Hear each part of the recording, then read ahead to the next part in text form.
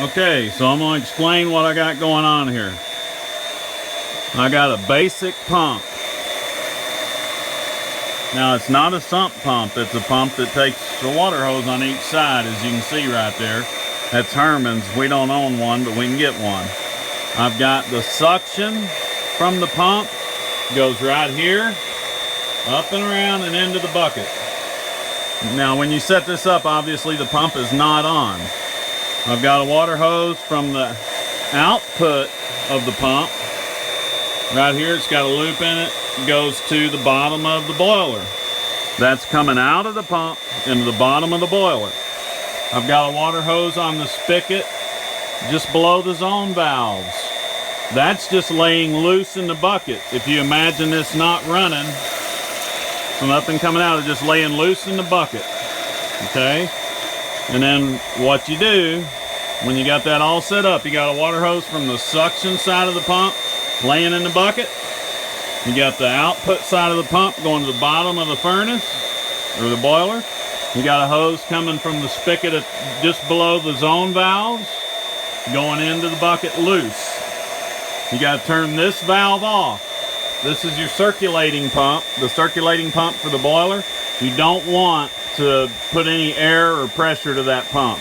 It's a little bit sensitive. So you turn this valve off, perpendicular to the pipe. Number one thing, you leave this valve up here on, straight up and down. You open this spigot. At that point, fluid is going to start coming through the hose, through the pump, into the bucket. At this point, you're kind of in a hurry because you'll overrun your bucket. That's to prime the pump. It's just an easy way to prime the pump. Let the bucket fill up, I don't know, quarter to halfway up. Open this spigot and hit the pump, turn it on. And then start pouring antifreeze into this bucket. As soon as you get it turned on, open a zone valve manually.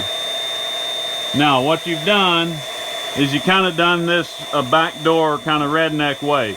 You're pushing liquid up this pipe right here, all the way through the system. It'll find the least path of resistance, which is the zone valve that you opened. It'll push its way all the way through the system, back down to the zone valve, down through this pipe right here, down to your spigot, back into your bucket, back into the pump, out of the bucket, into the pump, back into the boiler.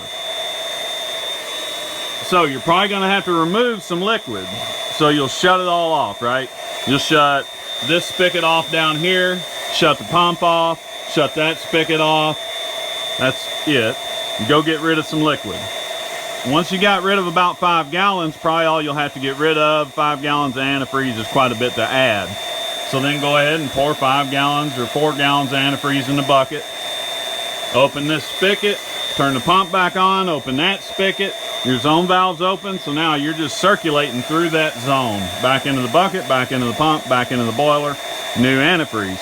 Then you open a second zone valve and a third zone valve and a fourth zone valve.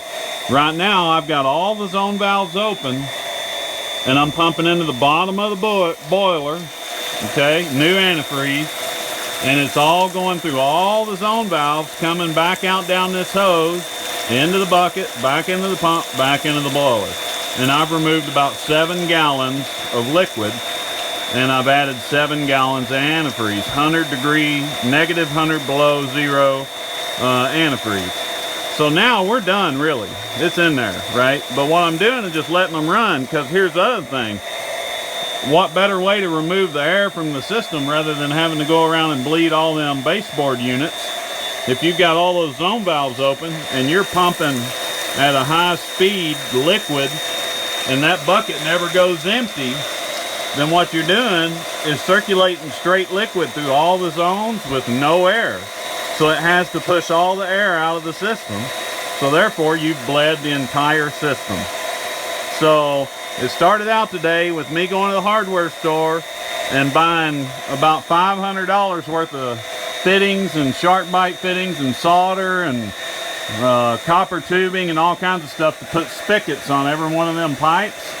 And then I got down here and just dawned on me that I could use the zone valves sort of as if they were just a normal ball valve, and then go through the boiler from the bottom and just shove it down all the zones and back down to my bucket and circulate it just like a circulating pump. So I took all that stuff back, and there you go. And we'll test antifreeze here in a little while, but I can tell based on what's coming out of the zones right now, it's very pink, so it's probably 60, 70 below zero.